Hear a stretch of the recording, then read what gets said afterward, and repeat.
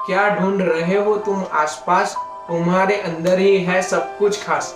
Hello दोस्तों, मेरा नाम है भूमिक चौहान और love of God YouTube channel पे आप सभी का हार्दिक स्वागत है। दोस्तों, आज हम बहुत इंटरेस्टिंग स्टोरी लेकर आए हैं, एक राजा और एक पेंटर की। एक पेंटर राजा को राज्य में मिलने जाता है और वो वहीं का रहने वाला होता है। वो अपने राजा को मिलने जाता है और राजा से कहता है कि महाराज, मुझे आपके महल की एक दीवार चाहिए, मैं एक अद्भुत पेंटिंग बनाना चाहता हूँ। महाराज ने बोला कि तू दीवार के ऊपर क्यों पेंटिंग बनाना चाहता है? तब वह पेंटर ने बोला कि मैं ऐसी अद्भुत पेंटिंग बनाऊंगा, ऐसा अद्भुत चित्र बनाऊंगा जो आपके राज्य में 4 चांद लगा देगा।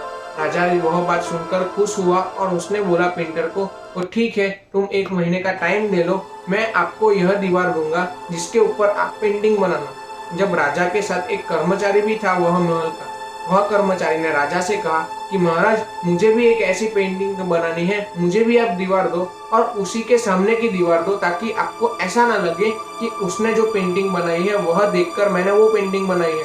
और आप चाहो तो बीच में एक व्हाइट कलर का पर्दा लगा देना, जिससे हम एक दोनों को समझ ना सके।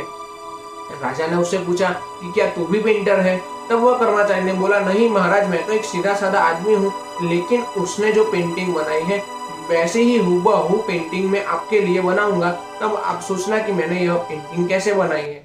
महाराज ने बोला, ठीक है, तुम दोनों पेंटिंग बनाओ। दोनों को पूछा कि तुमको क्या चाहिए, क्या क्या चाहिए 1 महीने के लिए। वो पेंटर ने बोला, मुझे कुछ ब्रशेस चाहिए, कुछ अच्छे कलर चाहिए, एक अच्छे से बैठने वाली चेयर चाहिए जहाँ पे मैं बैठकर एकदम अच्छे से पेंटिंग बना सकूं दीवार पे।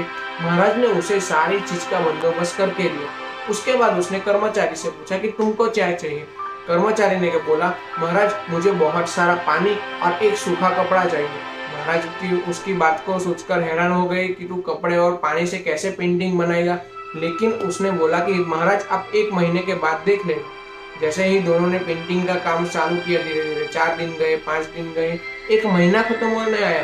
और 1 महीने के बाद जब महाराज वो पेंटिंग देखने आए, तब महाराज ने देखा कि वो पेंटर ने कितनी अद्भुत, कितना एक एक कारीगरी के साथ एकदम अद्भुत पेंटिंग बनाई थी। उसका एक एक रंग, एक एक आकार, एक एक साइज एकदम अद्भुत से अद्भुत थी। और महाराज उसकी बात से बहुत खुश हो गए। महाराज उसकी पेंटिंग से इतने खुश हो गए कि उनको तुरंत 100 मुद्राएं मंगवाई और उनको 100 मुद्राएं दे दी। वह पेंटर भी महाराज से बहुत खुश हुआ। लेकिन अब बारी थी उस कर्मचारी की जिसने महाराज से कहा था कि मुझे एक कपड़ा और बहुत सारा पानी चाहिए। जब वह लोग वहां पे देखने गए, बहुत सारे लोग इकट्ठे हो गए थे, क्योंकि उसने सिर्फ कपड़े और बहुत सारे पानी से ही पेंटिंग बनाने वाला था। और जैसे ही वो वहां पे गए तो वो क्या देखता है, एक एक आकार, एक एक रंग, एक एक कलाएं सेम टू सेम जैसे वह पेंटर ने बनाई थी वैसे ही उसने भी बनाई थी। वैसे ही उतना ही एक एक रंग, एक एक आकार वहां तक जहां उस पेंटर ने जैसे भी जिस जगह पे बनाया था उसकी हूबहू सामने उसने ऐसा बनाया था। और महाराज भी बहुत खुश हो गए और उसको 100 की जगह 200 मुद्राएं दी कि भाई, तूने तो बहुत बेहतरीन काम किया, बहुत अच्छी पेंटिंग बनाई है। लेकिन महाराज ने पूछा कि तूने ये पेंटिंग सिर्फ पानी और कपड़े से कैसे बनाई?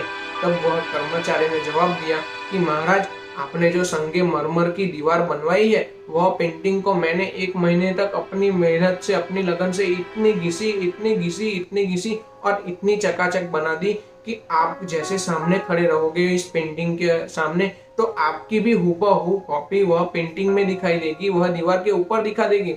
और यह बात सुनकर महाराज बहुत मुस्कुराए और उसको बहुत शाबाशी दी। दोस्तों, ऐसे ही एक लेयर, ऐसे ही एक गंदगी की लेयर हमारे दिमाग के अंदर भी है, जिसे नेगेटिव और हम डर कहते हैं। कई बार हमारे अंदर भी ऐसी गंदगी की लेयर होती है जिसे हम नेगेटिविटी, डर, ये सब कहते हैं। और उसकी वजह से हम हमारे टैलेंट को खो देते हैं, हम हमारी काबिलियत को खो देते हैं, हम हमारे अंदर के कॉन्फिडेंस को खो देते हैं, क्योंकि वो नेगेटिविटी और वो डर ने हमें जकड़ कर रखा है। लेकिन दोस्तों, यह नेगेटिविटी और यह डर को, लेयर को सिर्फ साफ करने की जरूरत है, उसको चकाचक करने की जरूरत है। और उससे ही आप अपने अंदर की जो भी खूबियां है वह अच्छे से आप समझ पाओगे कि आपके अंदर क्या है, क्या नहीं है। और जब आप यह सब चीज को आपके जीवन से निकाल दोगे, एकदम क्लीन कर दोगे, तब आपको रियलिटी में आप क्या है, आप क्यों ऐसे हैं, वह सब समझ में आएगा। लेकिन हमारे मन में से, हमारे अंदर से नेगेटिविटी को निकालना, जो हमारे अंदर डर है उसको निकालना बहुत इंपॉर्टेंट है। और आज हम सब यही चीज नहीं कर पा रहे हैं, इसीलिए हम सब फील्ड में पीछे हैं। कहीं पे कुछ कम आते हैं, कहीं पे कुछ करने की ट्राई करते हैं तो नहीं होता है, क्योंकि हमारे अंदर रिस्क की डर है,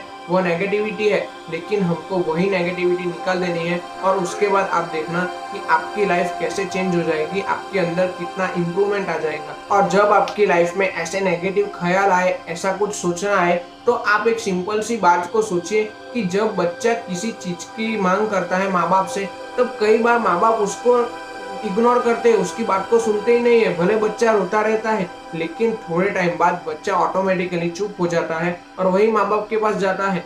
ऐसा ही दोस्तों हमारे साथ भी है। हमें उस चीज के ऊपर ध्यान ही नहीं देता है जो हमारी लाइफस्टाइल को हावी करती है, जो हमारे सोचने को तरीके को डर में कन्वर्ट करती है, हमको नेगेटिव माइंड में कन्वर्ट करती है, हमारे अंदर बुरे ख्यालात लाती है। ऐसी चीज को दोस्तों हमें इग्नोर करना है और अपनी लाइफ एकदम अच्छे से जीनी है, ताकि हम हमारी लाइफ की रियलिटी को समझ सके, अच्छे से अपनी लाइफ जी सके और अपने परिवार का ख्याल रख सके।